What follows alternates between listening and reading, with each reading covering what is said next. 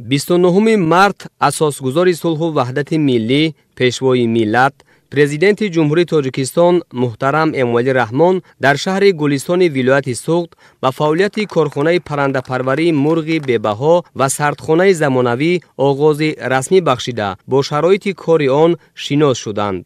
ҷамъияти дорои масъулияти маҳдуди мурғи бебаҳо дар доираи тантанаҳои ҷашни бошукӯҳи Наврӯзи байналмилалӣ ва таҷдили 35-солагии истиқлолияти давлатии ҷумҳурии Тоҷикистон аз ҷониби соҳибкори ватанӣ Аҳад Қодиров дар масоҳати беш аз 3 гектар бунёд гардида, дорои шароити муосири кору хизматрасонӣ мебошад.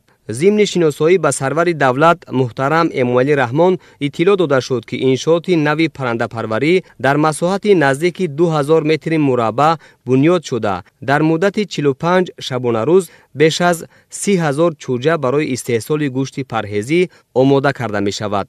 таъмини амнияти озуқавории мамлакат, бунёду барқарор кардани корхонаҳои паррандапарварӣ, афзоиши ҳаҷми истеҳсоли гӯшту тухм ва дар ин замина бо ҷойи кори мувофиқ таъмин намудани сокинон аз ҳадафҳои олии давлат ва ҳукумати ҷумҳурии Тоҷикистон ба ҳисоб рафта, дар ин самт бо иқдому ташаббусҳои пайвастаи пешвои муаззами миллат муҳтарам Эмомалӣ Раҳмон ва саҳми соҳибкорони ватанӣ тадбирҳои шоиста амалӣ мегардад. бо мавриди истифода қарор гирифтани корхона 12 нафар сокини шаҳри Гулистон бо ҷойи кори доимӣ ва маоши хуб таъмин шуданд. ман Қаҳорова Мавҷуда сокини шаҳри Гулистон мебошам. боиси хушҳолии мо сокини шаҳри Гулистон аст, ки имрӯз бо ташрифи пешвои миллат муҳтарам Эмомалӣ Раҳмон боз як корхонаи паррандапарварӣ кушода гардид. ман ва аҳли тамоми кормандон бисёр хурсанд ҳастем, ки чунин корхона кушода шуду ва ҷойи кор таъмин шудем. дастгоҳу таҷҳизоти корхона ҷавобгӯи талаботи стандарти кишварҳои пешрафтаи ҷаҳонӣ буда, ҳавои дохили иншоот бо истифода аз таҷҳизоти махсус, мунтазам ва ба таври автоматӣ тоза нигоҳ дошта мешавад. корҳои сохтмонӣ дар иншоот соли 2019 оғоз гардида, дар он 25 нафар сокини маҳаллӣ бо ҷойи кор ҷалб шуданд.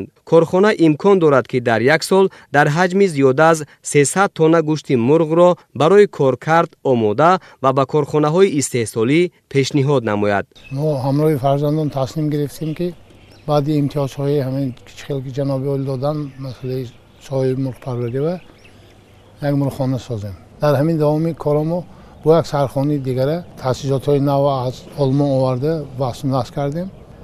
сардхонаҳои бо маҳсулотҳо ки пур кардем, маҳсулотҳомо ҳам ҳаст. барои бозор нархи навои бозор арзон кардан мо кӯшиши ғайрат мекунем, ки сардхонамо ҳам вақт пур бошаду нархи бозор арзонтар кунем. ман аз ҷаноби олӣ беҳад миннатдор ҳастам, ки мо соҳибкорона дастгирӣ кардем. дар оянда нақша дорем, ки бо як 2 мурғхонаи дигар бунёд карда ба кор сар кунем. то имрӯз дар шаҳри Гулистон 9 корхонаи паррандапарварӣ фаъолият менамуд. бо таъсиси 2 корхонаи нав, аз ҷумла ҷамъияти дорои масъулияти маҳдуди Ганҷи Сомон ва корхонаи паррандапарварии мурғи бебаҳо, шумораи корхонаҳо ба 11 адад баробар гардид. дар ҳамин ҷо ба президенти мамлакат маҳсулоти корхона аз қабили гӯшту тухм ва хӯроки парранда намоиш дода шуд. тавре иттилоъ дода шуд, дар моҳҳои январ-феврали соли 2023 аз ҳисоби корхонаҳои паррандапарварии шаҳри Гулистон беш аз 11 миллион дона тухм ва 330 тонна гӯшти мурғ истеҳсол гардидааст, ки ин нишондод нисбат ба ҳамин давраи соли 2022 зиёд мебошад. пешвои миллат муҳтарам Эмомалӣ Раҳмон дар идомаи боздид аз намоиши маҳсулоти корхона масъулонро ҷиҳати бунёди корхонаҳои нави паррандапарварӣ, афзоиши ҳаҷми истеҳсоли гӯшту тухм ва таъмини бозори дохилӣ бо маҳсулоти хушсифати ватанӣ вазифадор намуданд. дар оянда дар шафати корхонаи паррандапарварӣ бинои забҳхона, иншооти нави таъмин бо дастгоҳҳои муосири чӯҷабарорӣ, яъне инкубатор ва дигар иншооти ёрирасон бунёд карда мешавад. мавриди зикр аст, ки дар давоми солҳои охир соҳаи паррандапарварӣ дар мамлакат ба таври бесобиқа рушд намуда, соҳибкороне ки дар ин самт фаъолияти истеҳсолӣ менамоянд, аз ҳама намуди пардохтҳои андозиву гумрукӣ озод мебошанд. муҳтарам пешвои муаззами миллат барои зиёд намудани истеҳсоли гӯшти парранда ва истеҳсоли тухми парранда дастур супоришҳо доданд. имрӯз ки дар вилояти Суғд зиёда аз 5 تا کارخانه برای خوراک آمیخته پرنده امروز فعالیت میکنند که با از اینجا و با نویای توبه جمهوری و ولایت خطرون هم دسترس شده هستند. باوری دارم در سالهای نزدیک آینده ممکن تا سال آخرای سال 2020 اول سال 2024 ما جمهوری را با خوراک آمیخته پرنده، چوجه خوش صفت یک روزه و تخم کنگسانی تامین نماییم و محصولات ساحه را زیاد نماییم.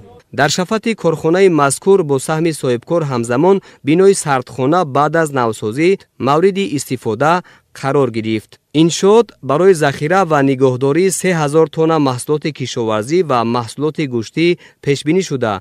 در این زمینه 8 نفر ساکن محلی با جای کار تامین گردیدند. بینای سردخانه در مساحت 768 متر مربع جایگیر بوده. در آن برای معتدل نگاه داشتن هوای داخل انشاءات 7 تجهیزات زمانوی نصب گردیده است که این تدبیر جهتی به تلف نگاه داشتن دلخواه محصولات زود ویران شونده در تمام فصل سال مساعدت می نماید. مورد ذکر است که انشاءات در حدود شهر گلستان اولین بوده در آینده در دایره تدبیرهای سازنده شماره چنین سردخانه های زمانوی افزون می گردد.